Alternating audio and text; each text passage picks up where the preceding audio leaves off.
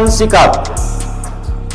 Kami, keluarga besar Nahdlatul Ulama Sokaraja, Banyumas, Jawa Tengah, menyampaikan terima kasih yang sebesar-besarnya kepada jajaran Polri yang telah menangkap sejumlah pimpinan Khilafatul Muslimin. Mereka memang layak ditangkap dan dihukum berat atas propaganda khilafahnya itu. Namun perlu dicatat bahwa kelompok yang sering menggaungkan khilafah Islamiyah di Indonesia bukan hanya dari Khilafatul Muslimin. Terdapat kelompok lain yang juga punya visi misi menegakkan khilafah, di antaranya ex-Ormas HTI dan ex-FPI. Ormasnya memang telah dibubarkan negara, namun para aktivisnya tidak mendapatkan sanksi tegas dan sampai sekarang masih terus mempropaganda khilafah. Untuk itu, demi kewibawaan bangsa dan negara dan demi tegasnya hukum, maka para pentolan HTI dan FPI semestinya juga ditangkap sebagaimana pimpinan Khilafatul Muslimin. Saya jelas menyayangkan penolakan sistem kekhalifahan oleh NU itu ya, karena bagaimanapun juga sistem pemerintahan Islam itu diakui oleh semua mazhab Islam, baik kitab-kitab klasik maupun sampai kitab modern. Nah, seharusnya NU itu sebagai ormas besar itu tidak, saya mengatakan tidak alergi lah ya, tidak ikut-ikutan alergi, mestinya begitu. Dengan sistem kekhalifahan yang jelas terbukti pernah ada, pernah kita mengalami masa kejayaan ya, bahkan itu bukan hanya 100 tahunan tapi sudah mencapai ribuan tahun. Dan perlu diingat, tegaknya kekhalifahan ala minhaj nubuwah itu kan sebenarnya sudah merupakan janji atau pernyataan Rasul ya, Nabi Muhammad SAW dalam sebuah hadis yang sahih kan itu. Nah, pertanyaan saya seperti saya tulis di Facebook itu kan, kalau ada sekelompok orang ya atau ormas ya atau dan lain-lainnya itu menolak, apakah ini bisa kita mengatakan hadis itu tidak sahih, dhaif atau mungkin malah palsu gitu loh. Nah, kalau itu sahih dan ada yang tidak mengimani bahkan memusuhinya ya kan itu, bahkan memusuhinya, maka menurut saya ini keimanannya patut diragukan. Nah, bagi saya ya biarlah NU ataupun sebagian besar penduduk bumi itu menolaknya, tetapi seperti janji Rasulullah itu khilafah akan tegak kembali entah kapan.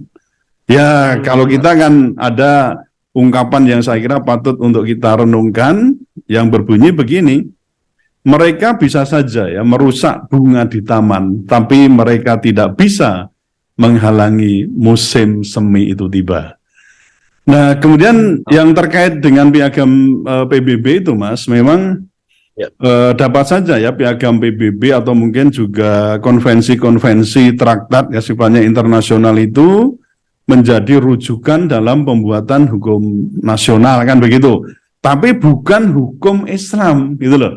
Bisa itu hukum nasional tapi bukan hukum Islam. Itu hukum nasional yang saya maksud itu sebagai human law, bukan divine law. Tapi kalau divine law sumbernya tadi seperti Mas sampaikan itu hanya 4, yaitu Al-Quran, hadis, ijtima, ya betul. Lalu yang istima, apa yang kedua itu, yang ketiga itu hadis, ijma, sahabat, ijma, ya, ijma. Kemudian yang keempat itu qiyas kan itu.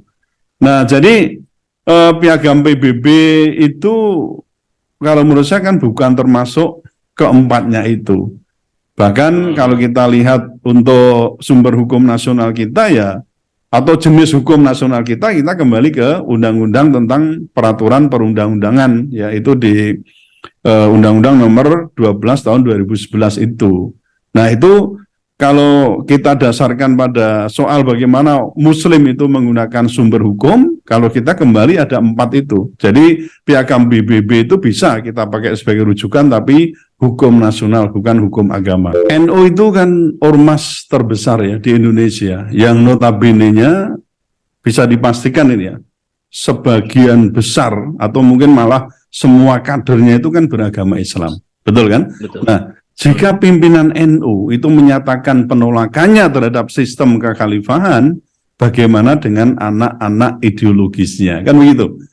Jadi mereka itu bisa jadi akan semakin membenci, kemudian memusuhi ajaran Islam khilafah dan orang-orang yang konsisten mendakwahkannya. Padahal kita tahu sendiri tadi 4 imam mazhab itu semuanya menyatakan bahwa khilafah itu merupakan bagian dari ajaran Islam, khususnya terkait dengan fikih siasah. Nah, NU bersikap menolak, maka seolah dalam hal ini rezim itu akan mendapat amunisi baru untuk semakin mengkriminalisasikan ajaran Islam dan juga pendakwah khilafah.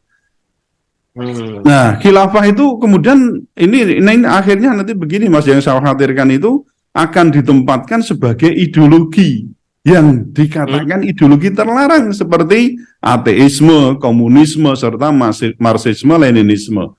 Maka bisa diprediksikan nanti pasal 188 KUHP itu akan sangat enteng untuk diterapkan kepada para pejuang dakwah Islam, khususnya ajaran Islam di bidang pemerintahan, yaitu khilafah. Itu yang saya khawatirkan ke depan, itu justru ini pemerintahan akan semakin represif ya terhadap para pendakwah, terutama ya orang-orang yang mengajarkan serta mendakwahkan sistem pemerintahan Islam namanya khilafah itu.